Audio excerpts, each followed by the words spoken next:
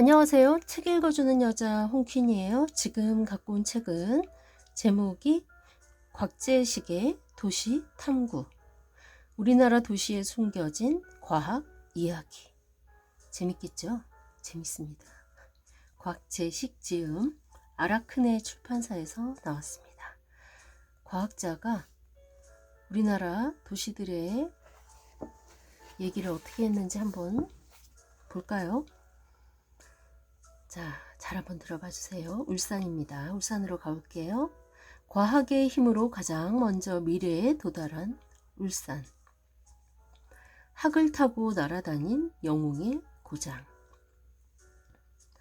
울산의 옛 이름은 학성이다.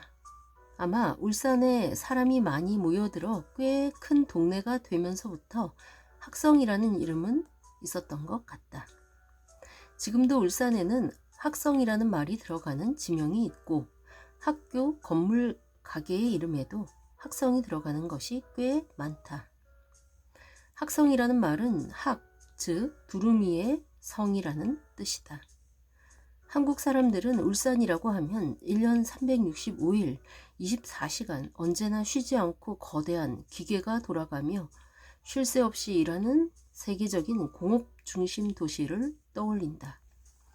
이런 바쁜 도시에 예로부터 고고한 새로 이름이 높은 학의 성이라는 말이 붙었다는 점은 재밌다. 학성이라는 이름에는 꽤 오랜 옛날부터 내려오는 전설이 있다. 조선시대 기록인 신증동국여지 승남에 보면 먼 옛날 개벽천신이라고 하는 신이 하늘에서 학을 타고 울산에 내려왔기 때문에 이곳을 학성이라고 부르게 되었다는 짤막한 이야기가 있다. 그리고 이 이야기를 기록해둔 인물로 고려 전기의 사람인 김극기를 언급하고 있다. 그러니 고려 전기에 이미 오래전부터 전해 내려오는 옛 이야기로 개변천신의 신화가 있었다고 추정할 수 있다. 이 기록에는 개변천신이 사람의 수명과 돈, 재물 버는 것을 다스렸다고 되어 있다. 말하자면 개변천신은 사람의 복, 운명을 다스리는 신이었다는 이야기다. 고려시대까지 거슬러 갈 수 있는 비교적 오랜 기록으로 남은 한국 전설 중에서 이렇게 어떤 한 지역의 옛 신 이름이 명확하게 나와 있는 사례가 많지는 않다. 그것도 단순히 남산 산신이라든가 서해 용왕이라는 식의 흔한 칭호가 아니라 개변천신이라고 하는 독특한 이름이 붙어 있는 경우는 더 드물다. 그래서 나는 이 이야기를 처음 보았을 때부터 관심을 갖고 이런저런 생각을 해보았다. 천신은 하늘의 신이라는 뜻이다. 개변이라는 말에서 개는 경계한다, 지켜본다 라는 뜻이고 변은 변경, 가장자리라는 뜻이다. 국경이나 성벽 같은 곳에서 누가 공격해오지 않는지 안전하게 지켜본다는 의미라고 보아야 할 것이다. 그렇다면 개변천신이라는 말은 울산 주위를 다른 적들의 공격으로부터 지켜주는 수호신이라는 뜻이다. 옛날에는 학을 타고 날아다닐 수 있는 울산만의 특별한 신이 외부로부터 울산을 지켜준다고 믿었던 시대가 있었다는 뜻이라고 보아도 좋을 것이다. 마침 울산은 인구당 범죄 발생률이 상당히 낮은 축에 속한다. 대도시라면 아무래도 범죄율이 높기 마련인데 통계청의 인구 1000당 범죄 발생 건수 자료를 보면 2017년 이후 최근까지 울산은 범죄 발생률이 모든 광역시 중에 가장 낮아 거의 농촌의 도지역과 비슷한 수준이라 전국에서 가장 범죄가 없는 광역시로 나타났다. 21세기의 개변천신이 아직도 울산을 지켜주고 있다고 믿기야 어렵겠지만 그만큼 울산이 살기 좋은 곳이라는 한 가지 근거는 된다고 본다. 도대체 이런 전설이 왜 생겼을까? 관심이 있는 전설이기에 나는 나름대로 한 가지 상상을 해본 적이 있다. 주위로부터 지역을 지켜준다며 칭송받는 대상이라면 아무래도 옛날 그 지역을 다스리던 지배자나 성주와 연관짓기 쉬운 이야기 아닌가 싶다. 즉, 자기 군사를 거느리면서 요새와 성벽을 건설하고 도적대를 잡아들이기 위해 노력하고 적이 쳐들어오면 병력을 배치해서 싸우는 일에 책임을 졌던 울산의 지배자 중에 특히 사람들로부터 존경받고 사랑받은 인물이 수호신이 되었다는 이야기가 생긴 것 아닐까? 상상하는 김에 나는 좀 더 이야깃거리가 될 만한 생각을 해보기로 했다. 지금도 그렇지만 울산은 예전부터 배가 드나들며 외부와 교류하는 항구가 있었던 곳이다. 그러므로 아마 여러 지역의 다양한 문화와 기술의 교류가 이루어지기가 좋았을 것이다. 그 와중에 특히 명망 높은 한 고대의 영웅이 특별히 신기한 기술에 관심이 많았다고 생각해보면 어떨까? 그래서 더 튼튼한 성벽과 더 튼튼한 무기를 만드는데 자신의 재주를 사용해서 좋은 성과를 이루었고, 나아가 행글라이드처럼 하늘을 나는 정치도 한번 시험해 보았다고 생각해보자. 행글라이더처럼 하늘을 나는 장치도 한번 시험해 보았다고 생각해보자. 고대 울산의 지배자가 당시로서는 놀라운 최첨단 기술이라고 할 수 있는 행글라이더를 타고 산 위를 잠시 날아다니는 모습을 보고 그 시대 사람들은 우리의 영웅이 학처럼 생긴 기계를 타고 하늘을 날아다니는 경지에 이르렀다고 감탄했다고 이야기를 만들어 볼 만하다. 나는 이런 상상이 공업과 기술의 힘으로 하루가 다르게 성장하고 있는 현대의 울산과 어울려서 더 재미있다고 생각한다.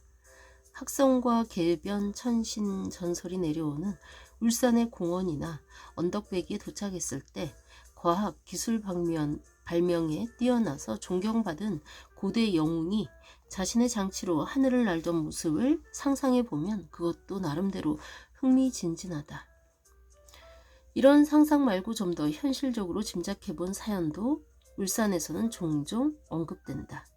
예를 들어 전국 각지의 수많은 소위 영웅호걸이라고 하는 인물들이 저마다 세력을 이루며 등장했던 후삼국 시대에 계변 천신 전설이 생기지 않았겠느냐 하는 이야기도 있다. 후삼국 시대의 궁예는 철원, 왕건은 개성, 견훤은 전주에 근거를 두고 있었던 것처럼 울산에 근거를 두고 있던 영웅도 누구인가 있었을 것이다. 박윤웅 같은 실존 인물은 역사 기록에 울산 지역의 실력자로 기록되어 있기도 하다. 만약 그런 세력가가 자기 부하들을 데리고 도적대가 들끓고 반란과 전쟁이 끝없이 이어지던 그 시대에 울산을 보호하는 데 공을 세웠다면 사람들이 그를 계변천신으로 높여 생각했을 수도 있다.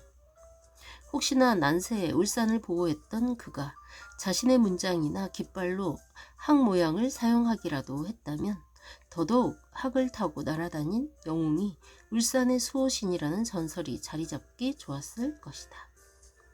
계변천신이라는 이름처럼 먼 옛날의 울산은 경계 지역 또는 외부로부터 사람들을 지켜야 하는 땅의 끝자락, 바다와 맞닿아 더 이상 갈 수 없는 곳이라는 인상이 있었을 것으로 생각한다.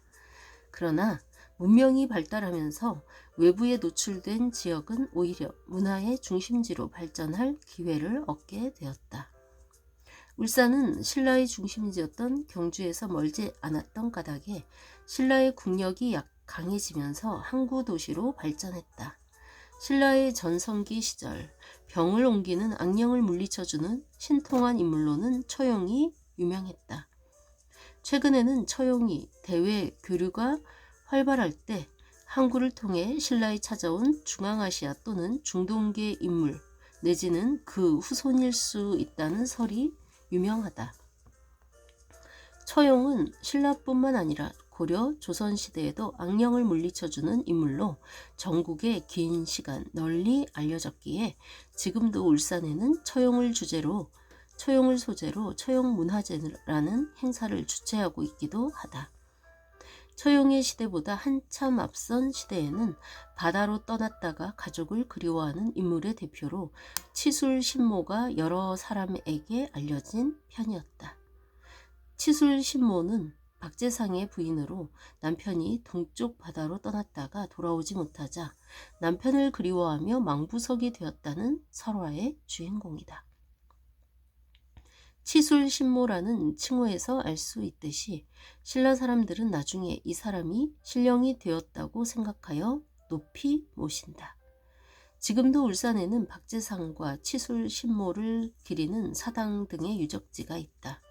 그 외에도 치술신모가 새로 변신하여 날아갔다고 하는 전설이 서린 바위 같은 것도 남아있다. 그렇다면 치술신모는 먼 옛날부터 바다로 떠난 사람들을 보호해주는 항해의 여신으로 섬김을 받기도 했을 것이다. 현대 울산항은 전 세계와 교류하는 항구로 발전했다. 천년의 세월이 흐르는 동안 바뀐 점도 있어서 21세기의 울산은 사람이 드나드는 항구보다는 화물, 공업 생산품이 대량으로 거래되는 무역항이자 산업항으로 자리 잡았다. 고대 울산의 영웅이었던 처용이 중동계라는 학설과 어울리게 현대 울산에서는 막대한 양의 석유가 중동에서 수입되고 있다. 이런 것도 말하자면 전통을 잘 이어가고 있다는 느낌이다. 울산항만공사에서 2021년 4월 발표한 자료 등을 보면 울산항의 액체 화물 처리 실적은 매달 1,000만 톤이 넘는 막대한 규모인데 이것은 한국 산업에 소요되는 석유를 대량으로 들여오고 또 석유를 가공한 화학 제품을 대량으로 수출하기 때문이다. 가족이 무사히 바다에서 돌아오도록 지켜주던 치술신모가 21세기 한국에서는 화물선이 좋은 소식을 갖고 오도록 보호해주는 수출의 여신이라고 해야 할지도 모르겠다. 내가 울산에 가본 경험은 대체로 이런저런 공장들의 출장을 다녀왔을 때의 일이다. 나는 화학, 환경 분야의 기술에 대해 좀 아는 것이 있어서 그걸로 여러 공장에 생긴 골칫거리를 해결하겠다고 이곳저곳을 들락거렸다. 한때는 다른 공장의 제품을 판매하는 영업 담당자를 따라다니면서 전문 기술을 지원해주는 업무를 맡아 영업 일을 하러 다닌 적도 있었다. 아침 일찍 울산에 와서 저녁 늦게까지 이 공장 저 공장을 돌아다녀 보면 생긴 모습이 비슷비슷한 공장들이라도 그 분위기는 저마다 다르다는 느낌을 받는다. 어떤 곳에서는 담당자가 직장 생활에서 쌓인 분노를 자기 회사를 갑으로 모시는 을회사 사람들에게 풀겠다는 생각으로 별 이유도 없이 화를 내거나 자신을 한껏 떠받드는 말을 해주기를 기다리는 모습을 보게 될 때도 있다. 한편으로는 또 다른 회사를 찾아갔을 때 정반대로 이 분야에서 최고의 전문가들이 찾아오셨다고 따뜻하게 대해주는 바람에 갑자기 그동안 박대받았던 것과 비교되어 이분들에게는 정말 잘해드리겠다고 결심하기도 한다. 한 번은 알코올을 생산하는 한 공장에 들렀다가 그 공장에서 일하시는 담당 주임님을 만났다. 주임님은 잠깐 공장 바깥에서 산책하는 동안 근처의 다른 공장들을 소개해 주셨다. 공장에는 굴뚝이 높이 서 있기 마련이라 그렇게 공장 뒷뜰에 있으면 옆 공장의 굴뚝들이 보인다. 저 굴뚝 저거 보이십니까? 저게 땡땡 만드는 공장인데 저 공장 저거 하나에서 매출이 1년에 1조 2천억 원입니다. 그리고 저 옆쪽에 저 굴뚝 보이십니까? 저거는 땡땡땡 하는 공장인데 저것도 굴뚝 있는 저 공장 하나에서 매출이 1년에 8천억 원이라고 합니다. 그렇게 주위 공장들을 설명해 주시더니 그 자리에서 한눈에 보이는 굴뚝들에 해당하는 공장에서만 합계 매년 4조 원어치의 물건을 판다는 말씀을 했다. 그러면서 슬쩍 웃었다. 그 주임님이나 나나 결국은 비슷비슷한 월급을 받으면서 일하는데 그런 사람들을 고용한 회사는 저렇게나 어마어마한 돈을 벌어들이는 일을 하는구나 싶어 같이 웃을 수밖에 없었다. 일이 좀 많았던 날에는 하룻밤 울산에서 묵어가면서 일했던 기억도 있다. 울산 시내의 전망 좋은 호텔 고층에 가면 창밖으로 공업단지가 이루어 놓은 경치가 보인다. 해운대의 호텔에서 푸른 바다의 수평선이 보이고 속초의 호텔에서 설악산의 산세가 보인다면 울산의 호텔에서는 강철로 만든 기계들이 산처럼 높은 크기로 여러 겹 겹쳐 있고 수많은 파이프와 전선이 끝없는 공장을 연결하여 정글처럼 펼쳐진 모습이 보인다. 실제로 울산의 공장들을 대표하는 굴뚝 중에는 150m를 넘는 것이 있어서 그 크기가 50층 건물에 가깝다. 2009년에는 그런 굴뚝 중 하나에 커다란 그림을 그린다는 소식이 실리기도 했는데 모르기는 해도 그만큼 높고 거대한 그림은 전국에서도 드물 것이다. 그런 막대한 규모의 다양한 공장들이 울산에서는 서로 연결되어 있어서 각각 다른 물건을 만들고 그 물건을 쉴 새 없이 주고받으며 1년 365일 하루 24시간 계속 돌아간다. 울산의 공장 풍경을 위성사진으로 촬영해 놓은 것을 보면 서로 다른 여러 공장의 장비들이 규칙적인 도로망과 연결관으로 이어져 있어서 무슨 복잡한 전자제품의 부품과 회로 같은 느낌이 든다. 그렇게 보면 울산의 공장지대는 기계로 가득 찬 거대한 숲이다. 그 강철의 산과 기계의 정글을 부지런히 돌아다니며 일하는 사람들이 울산이라는 세계를 끊임없이 움직인다. 이를테면 울산을 대표하는 산업인 자동차 산업의 경우 울산에서는 하루 평균 6,000대의 자동차를 생산해낼 수 있다고 알려져 있다. 하루 6,000대라면 약 16초에 한 대씩 새 자동차가 나온다는 뜻이다.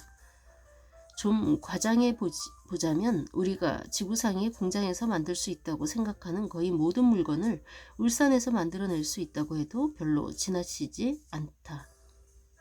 예를 들어 울산에서는 사람들이 마시는 술의 주성분인 알코올을 만들어서 판매하는 공장이 있는가 하면 어마어마하게 거대한 배를 만드는 공장도 있다. 2014년에는 당시 세계에서 가장 거대한 규모였던 컨테이너 화물선을 울산에서 만들어 바다에 띄운 일이 있었는데 이 배는 길이 400m, 폭 58.6m로 한 번에 컨테이너 19,000개를 실을 수 있는 크기였다. 심지어 울산에는 공장 그 자체를 만들어내는 공장도 있다. 다른 공장을 건설하고 운영하는 데 필요한 재료와 설비를 만들어서 팔기도 하고 아예 공장을 통째로 만들어서 파는 곳도 있다. 과장이 아니라 바다 위에 띄어서 작업용으로 사용하는 거대한 설비들이 여기에 해당한다. 바다에 띄워놓은 공장이라고 해서 두루두루 해양 플랜트라는 식으로 묶어 부르기도 하는데 거대한 배를 만들 기술이 있으니까 바다에서 작업해야 할 때 아예 배 위에 공장을 만들어 놓고 일하면 된다는 발상에서 탄생한 제품이다. 2010년대에 화제가 된 제품으로는 FPSO 즉 플로팅 프로덕션 스토리지 앤 오프로딩 이라는 선박이 있다. 번역해보자면 부유식 생산 저장 하역배라고 할 수 있겠다. 석유가 나오는 유전 중에는 바다 밑에 땅속에서 석유를 뽑아내는 곳이 있는데 여기서 나오는 석유는 그냥 뽑아내기만 하면 되는 것이 아니라 육지의 처리 공장으로 옮겨서 가공해야 한다. 그런데 바다 한가운데에서 쏟아지는 석유를 그때그때 재빨리 옮기기란 쉽지 않다. 그래서 사람들이 생각한 것이 석유를 뽑자마자 물 위에 띄워둔 거대한 배에 만든 공장에서 적절히 처리하고 저장 창고도 커다란 규모로 배 위에 만들어 놓는다는 발상이었다. 이런 식으로 물 위에 떠 있는 공장을 울산 사람들이 만들어낸다. 2015년 초에 완성된 세계 최대 규모의 FPSO도 울산 사람들이 만들었다. 이 FPSO는 거대한 덩치에 어울리게 성경에 등장하는 거인의 이름을 따 골리앗이라고 부른다. 골리앗이라는 이름의 거대한 쇳덩어리는 땅속 깊은 곳에서 석유를 빨아올려 1억 5천만 리터 이상 담고 있을 수 있다. 크기만 해도 지름 112m, 높이 75m에 달해서 20층 건물보다 더 높다. 모습도 대단히 특이해서 평범한 배 모양이 아니라 둥근 원통 모양의 이런저런 장치가 붙어있는 형태다. 외계인의 비행 접시 같은 모양이라고도 하는데 당시 울산 사람들은 높은 데서 내려다보면 피자 같아 보인다고 말하기도 했다고 한다. 그러고 보면 미지와의 조우 같은 SF 영화에 나오는 거대한 비행 접시와 닮은 것 같기도 하다. 하지만 스티븐 스필버그가 감독을 맡은 미지와의 조우에 등장한 비행 접시보다는 오히려 울산에서 실제로 제작된 골리앗 FPSO가 더 거대하다. 완성된 골리앗 FPSO는 울산을 떠나 자신이 일할 노르웨이 인근의 바다를 향해 먼 길을 떠났다. 대양을 가로질러 움직이는 배 역할도 제대로 해낸 것이다. 애니메이션 영화판으로도 유명한 하울의 움직이는 성이라는 소설이 있는데 소설 속에 움직이는 성이 나온다면 울산에서 만든 골리앗은 움직이는 공장이다. 골리앗은 소설 속의 성보다도 훨씬 더 크다. 움직이는 성은 소설가의 머릿속에서 나온 상상일 뿐이지만 움직이는 공장 골리앗은 울산 사람들이 과학기술의 힘으로 현실에서 만들어낸 제품이다. 울산은 한국 경제의 심장이고 한국 경제의 엔진이다. 울산에서는 정말로 엔진 그 자체를 만들어내기도 한다. 길가에서 워낙 흔하게 접하는 것이 자동차다 보니 자동차란 현대 사회에서 의뢰 볼 수 있고 별 대단할 것 없는 기계라고 생각하기 쉬울지도 모른다. 그러나 자동차, 특히 엔진은 결코 만드는 것이 간단하지 않다. 따지고 보면 놀라운 장치 아닌가? 소도 없고 말도 없는데 석유만 넣으면 맹렬하게 뛰쳐나가는 자동차라는 장치를 조선 초기 사람들이 보았다면 마법이나 환상이라고 생각했을 것이다. 휘발유를 이용하는 자동차 엔진의 기본 원리는 불이 잘 붙는 연료를 꾸준히 넣어주면서 박자를 맞춰 계속 전기 스파크로 불을 땡기면 그때마다 연료가 폭발하면서 주위를 밀어내는 힘으로 바퀴 굴리는 장치를 밀도록 연결해 놓은 것이다. 박자를 맞춘다고 했지만 엔진 속의 폭발 속도는 사람이 음악에 따라 박자를 맞춘다고 할 수 있는 정도의 속도보다 훨씬 빠르다. 그렇게 빠른 폭발이 일어날 때마다 그 폭발하는 힘에 밀려나는 부품, 그 밀려나는 부품에 연결되어 돌아가는 부품, 그 돌아가는 부품에 연결되어 다시 톱니바퀴를 돌리는 부품 등이 절묘하게 같이 맞물려 작동하면서 결국 한 방향으로 힘차게 바퀴를 움직이고 동시에 다음 폭발이 제때 박자에 맞게 일어날 수 있도록 짜 맞추어 놓아야 한다. 폭발이 일어나 바퀴를 돌리는 일은 눈에 보이지 않을 정도로 빠르게 1초에 몇십 번씩 일어나면서도 조금의 오차도 없이 몇 시간이고 헝클어지지 않으면서 정확히 똑같이 계속 반복되게 해야 한다. 그래야만 엔진이 정상 작동하고 자동차가 제대로 움직인다. 이런 장치를 믿을만하게 만든다는 것은 쉽지 않은 일이다. 현재 울산에서 자동차를 생산하고 있는 회사만 하더라도 1980년대에는 자체 개발 엔진이 없었다. 일본 회사에 돈을 주고 엔진 도면을 빌려와서 그것을 보고 엔진을 만드는 수준이었다. 당연히 울산에서 자동차 엔진을 만들 때마다 일본 회사에 기술료를 내야 했다. 일본 회사는 앉아서 돈을 벌 수 있었다. 처음에 일본 회사에서는 설마 한국인들이 자동차 엔진을 만들어낼 수 있겠느냐는 식으로 얕보기도 했던 것 같다. 그러면서도 시간이 흐르자 한국 사회의 자체 엔진 개발을 경계하기도 했던 것으로 보인다.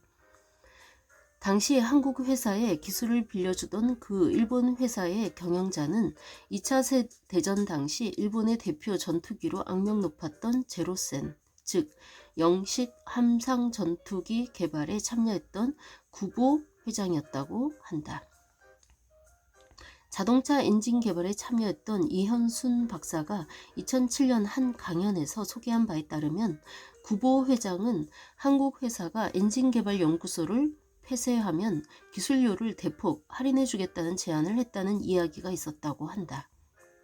한국 회사로서는 당장 그만큼 비용을 절약해 돈을 더 벌 수 있으니 이익이고, 구보 회장으로서는 한국 회사가 기술을 키워 장래에 경쟁하게 될 가능성을 꺾어버릴 수 있으니 이익인 제안이었다.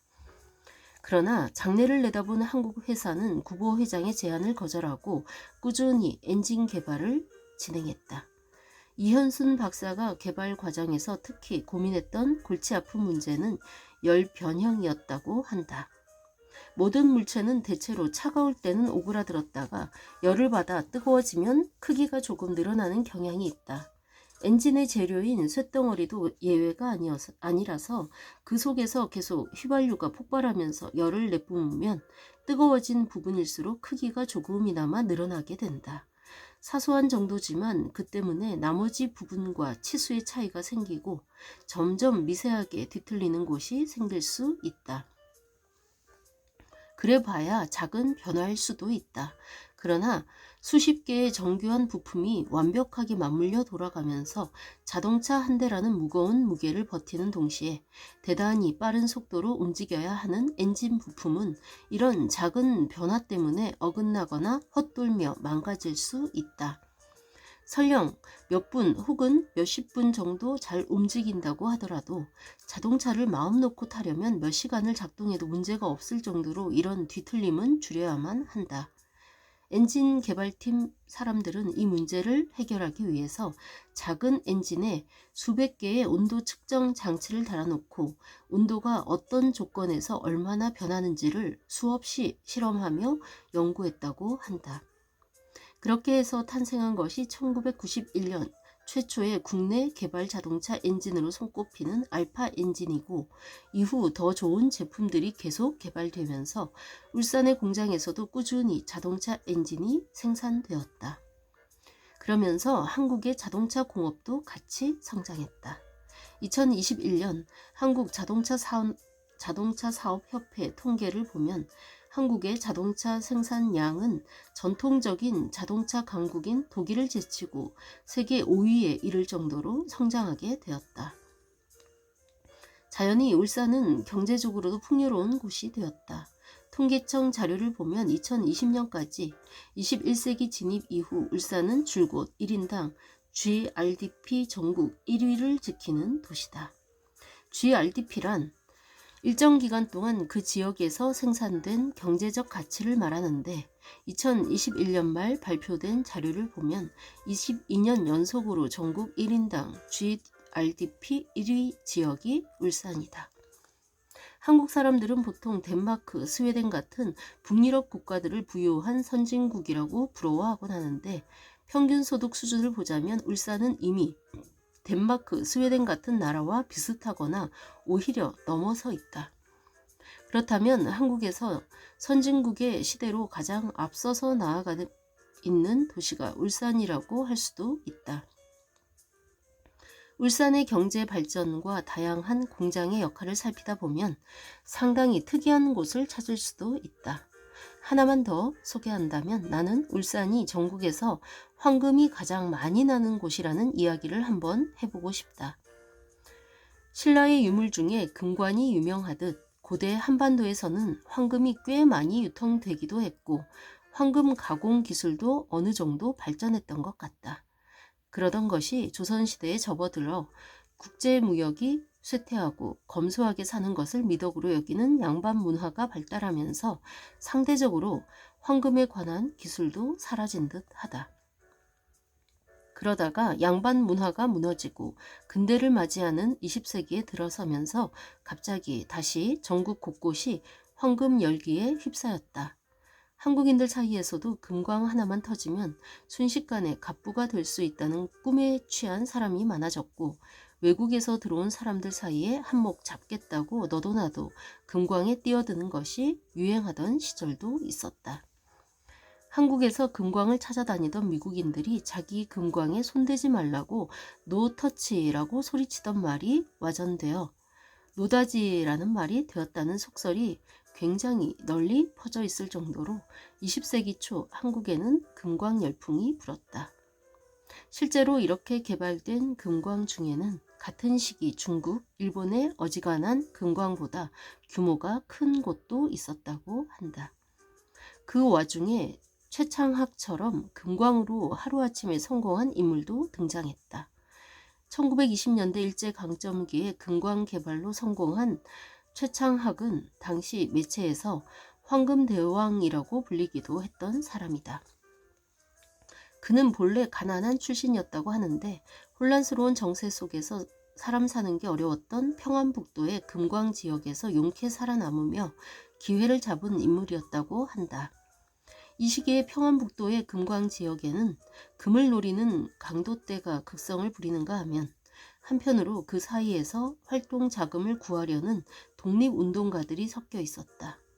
누구에게 붙어서 어떻게 살아남아야 할지 혼란스러운 마치 서부 영화 속 무법지대 같은 지역이 꽤 있었던 것 같은데 그 틈바구니에서 최창학은 살아남았다. 혼란을 견디다 못해 누군가 헐값에 광산을 처분하면 그것을 사들여 막대한 금을 끌어모은 것이다. 광복이 찾아오고 세상이 바뀌자 그는 점차 몰락했다. 그러는 중에도 그는 바뀐 세상에서 또다시 살아남기 위해 재빨리 독립운동가들에게 자금과 편의를 제공했다. 이를테면 지금 서울의 강북 삼성병원에 남아있는 경교장이란 건물은 백범 김구가 광복 후 사용한 집무실로 잘 알려져 있다. 그런데 경교장은 원래 황금대왕 최창학이 지은 저택으로 광복 후 독립운동가 중에 명망 높았던 김구와 친분을 만들기 위해 준 것이다. 산업구조가 바뀌면서 21세기가 된 지금 황금과 관련한 최창학의 흔적을 찾기란 어렵다. 전체적으로 광업이라는 산업이 한국에서 쇠퇴하기도 했다. 북한보다 광산이 적은 편인 남한 지역에서는 더욱 쇠퇴가 심했다. 황금대왕이나 금광 벼락부자니 하는 사람들이 이름을 드날리던 시대는 끝이 났고 이제는 최창학을 아는 사람조차 별로 없다. 황금을 캘 수 있는 금광이라면 남한에는 딱 한 곳 정도가 남아있는 수준이다. 그 광산이 운영되면 한국에서 금이 채굴되는 것이고 그 광산이 쉬면 한국에서 금은 채굴되지 않는다고 할 수 있을 정도다. 그러나 채굴되는 황금은 없어도 한국에서 금이 생산되지 않는 것은 아니다. 광산이 아닌 공장에서 과학기술의 힘을 이용하여 황금을 얻어낸다. 그 중에서도 대단히 규모가 큰 곳이 바로 울산에 자리 잡고 있다. 울산에는 아연 공장이 있다. 아연광이라는 돌에서 아연을 뽑아내는 공장인데 울산의 아연 공장은 1년에 40만 톤의 아연을 뽑아낼 수 있는 규모